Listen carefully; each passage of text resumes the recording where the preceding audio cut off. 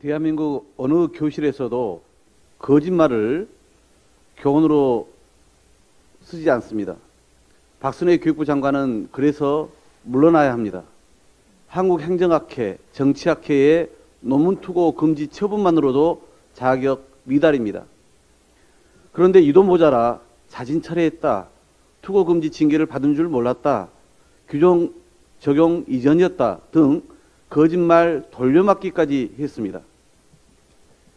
입시 공정성을 해치는 아들의 불법 입시 컨설팅 논란도 거짓말 투성이입니다. 처음엔 기억이 안 난다더니 상담자가 등장하자 아예 눈을 감아버렸습니다. 교육부 장관이 거짓말쟁이라니 학생들 앞에 저도 고개 들기가 어렵습니다.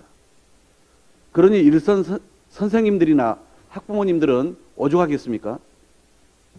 부적격 인사를 청문회 없이 임명하면서 교육 현장도 쑥대밭이 되었습니다. 만 5세 취학연령 하향 추진으로 국면 전환을 노렸지만 학부모들의 역대급 분노를 자초하면서 본전도 못 찾았습니다. 부랴부랴 대통령실은 공식화가 아닌 공론화라며 말을 바꿨고, 박 장관도 국민이 원치 않은 정책은 폐기될 수 있다라며 발을 뺐지만 늦었습니다. 어떤 정책보다 섬세해야 할 백년대계 교육정책을 아니면 말고 식으로 뒤엎은 무책임한 태도에 국정혼란과 정책 불신만 가중되고 있습니다. 집권 초기 유례없는 이 민심 위반을 수습할 사람은 윤석열 대통령뿐입니다. 잘못을 바로 인정하고 국민께 정중히 사과하면서 상황을 제대로 수습하면 국민의 신뢰를 회복할 기회는 충분히 있습니다. 윤 대통령이 끝내 품고 가야 할 이들은 우리 국민이지 함량 미달의 인사들이 아닙니다. 인연에 이끌려 허물을 덮어주는 어설픈 낭만적 사고도 이제 버려야 합니다. 안이한 판단과 오만한 고집으로 결단의 때를 놓치면 국정 운영의 동력은 더 걷잡을 수 없이 잃게 될 것입니다. 윤 대통령이 휴가를 마치고 내각과 대통령실의 전면적 인적 쇄신을 당연히 단행할 거라는 국민들의 상식적 기대를 부디 저버리지 않기를 바랍니다. 박순애 교육부 장관, 이상민 행정안전부 장관 등 국민 눈높이에 현격히 미달하는 내각의 인사들, 그리고 인사 대참사를 자초한 대통령실 참모들의 거취에 대해 윤석열 대통령의 결단을 거듭 촉구합니다. 집권 여당인 국민의힘도 눈치만 볼 게 아니라 윤 대통령에게 대국민 사과와 인적 쇄신으로 전국을 수습해달라는 책임 있는 목소리를 전하길 기대합니다. 용산 대통령실의 밀실 졸속 이전에 따른 후폭풍이 여전히 거셉니다. 이달 입주를 앞둔 대통령 관저공사 역시 사적 계약으로 누더기가 됐고 불법 비리 의혹의 온상으로까지 전락하고 있습니다.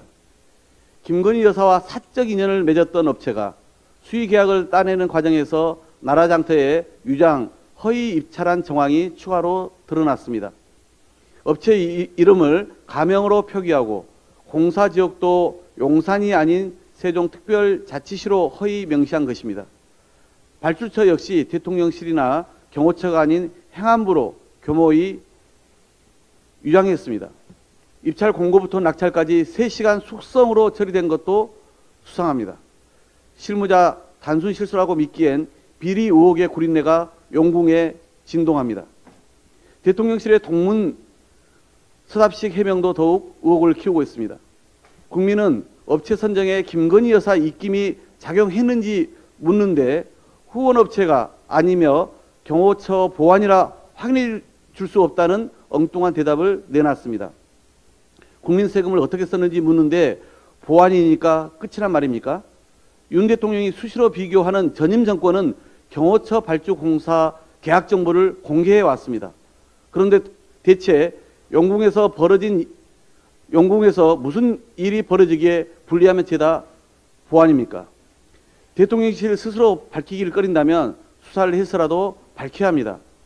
대통령의 최측근 검사들로 채워진 공직기강 비서관실이나 윤석열 법무장 비리의 방패 역할을 한 법률비서관실 등 내부 조사는 신뢰하기 어렵습니다. 충성 발언 논란으로 중립성이 심각히 해소된 감사원도 부적절합니다. 공수처가 법이 정한 절차에 따라 공명정대하게 수사에 나서야 합니다. 또한 우리 국회도 운영위 등을 통해 진상조사에 착수해 관련 의혹들을 낱낱이 밝혀야 합니다. 사적 채용, 사적 계약 등 대통령실의 권력 사유화 더 이상 방치해서는 안 됩니다. 여당 국민의힘도 대통령실 감싸기를 중단하고 대승적으로 동참해 줄 것을 촉구합니다. 이상입니다.